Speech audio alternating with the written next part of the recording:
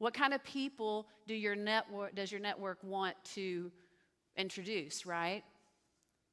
That kind of full of life person that's excited to see you. Okay, so how easy is that to do when you're suffering with so much pain and anger over a situation you're coming out of? Thoughts? Is it easier or harder? It is really hard, right? Even if that person has nothing to do with it, right? And we can see that in our family interactions, right? We're in this place, we're wounded, we're angry, and the kid spills the cup of milk, right? And suddenly your spouse is like, whoa, whoa, whoa, it's okay. Calm down, right? Why does that happen? Why do you think that happens? Those emotions are really just right under the surface, right? There is this gaping wound. And so just like with any wound, these are emotional, they're soul wounds, right? But with any wound, if you just touch it, there's a reaction.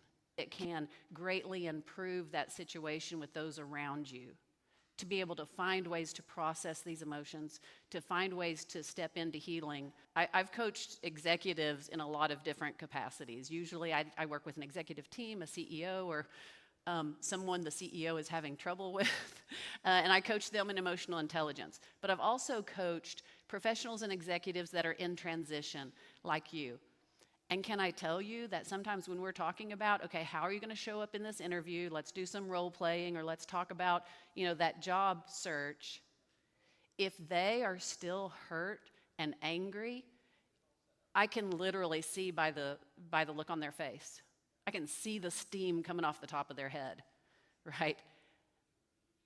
If you choose not to deal with those emotions, if you try to just bury them away and pretend they're not there, that most likely will not work. I have not seen that work very well.